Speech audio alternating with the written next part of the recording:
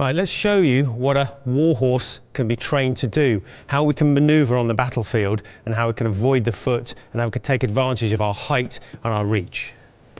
So we'll do this at the walk first of all, because it's probably easier for you to see, but forwards is fine, backwards, nice and straight forwards, but also sideways movement to keep facing the enemy. Come on, come on, good boy. Is really important. That means I can continue to look at the threat and I can maneuver my horse as I need to take advantage of the opportunities in front of me, just like I would need to move my legs if I was doing foot combat. And you can notice I'm doing this, I'm not looking at the horse, I'm using my own body weight or my own skills to keep looking, but to move him.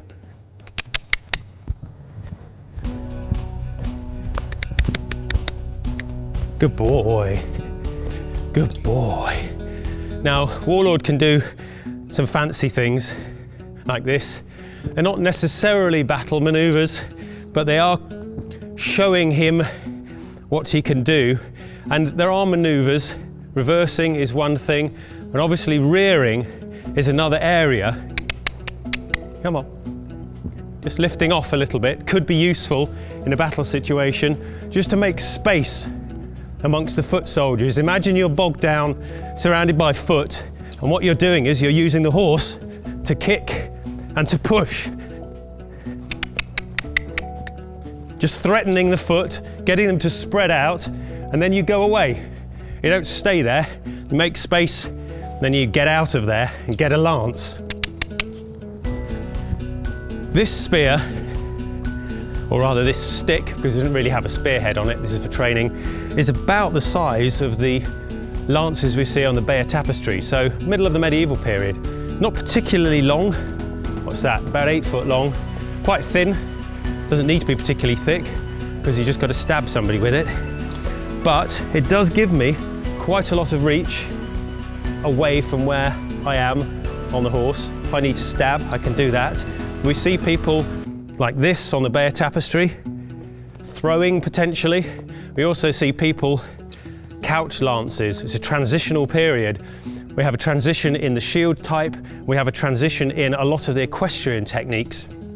We see couching and we see overhand in the same kind of image. So lances don't have to be big, long, heavy things. They can just be spears from horseback, because that's effectively what this is. And what you have to do when you train a horse to the spear, Warlord obviously here is completely oblivious and completely trained to all of this, but you move the spear simply around their head like this, get them used to it going past their nose, past their eyes, past their forehead. And what I do as well is tap the horse on the back of the neck like this, just so that he's not particularly bothered by it. You build up, you don't hit him hard because there's no point, but you gently tap, because these things might happen in the heat of battle. Brush his ears. Because spears, you don't necessarily hold them at one end, you can hold them in the middle or semi-middle for balance, and if you're not careful, you can hit them on the back. So what I do is I train just tapping Warlord a little bit on the back, very gently, just to get him used to it. The idea is that he should just ignore that kind of impact, as if nothing has happened. So if you do make a slight mistake in handling the weapon, and it just touches the horse a bit, it's not going to be a big issue. And this is what you do, and this is what must have been done in the medieval period. People must have stood next to a horse and then got on it and just tapped them with weapons, gently, gently, gently, so that they're not hurting in any way, and got them used to it entirely. Then the next thing you've got to allow for is impact. Impact's a little harder to train for, but the way I do it is I lean down and push the horse a little bit, push the horse a little bit, so they get used to just a little bit of energy going through the rider and through the lance. Push back, push forwards. It just sort of gets used to it. Every aspect of training a horse to battle is doing small things in small increments until you can do the big thing.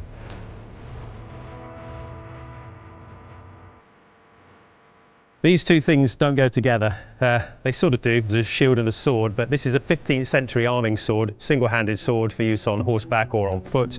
And this is an 11th century, 12th century Norman kite shield. They obviously would have never been seen together apart from in reenactors that don't understand history or situations like this.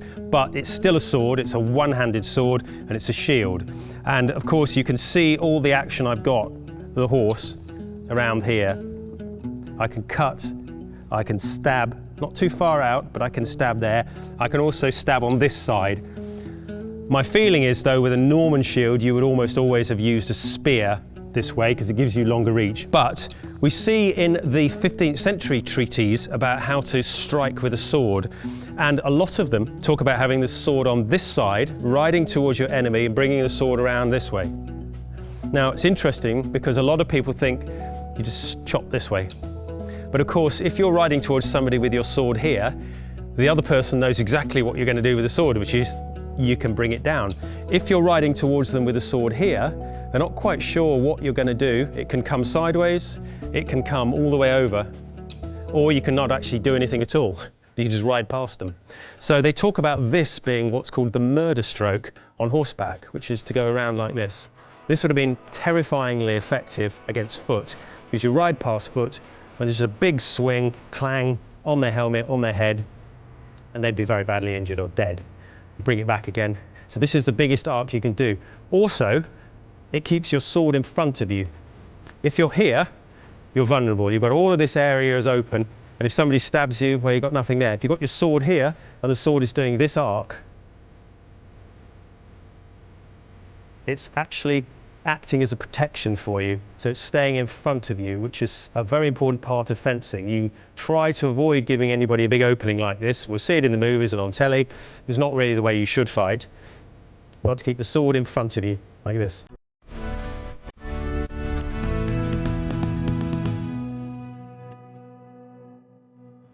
Warhorses were obviously very expensive. They were obviously very well trained. And I've put a lot of time into my relationship with Warlord, and Warlord has given me a lot of pleasure and fun in return. We have jousted at royal castles. We have competed against the French at Agincourt. We've done many adventures, and so I'm very fond and very proud of him. He's done an awful lot with me. I have a suspicion that knights back in the day, if they spent a lot of time with their warhorse, then they would have been just as close to their horses as I am to mine. And that's a wonderful connection with the past, because whilst knights might have been tough fighting men, well trained, trained to fight and defend, they also would have been human, and they would have cared very much about their horses.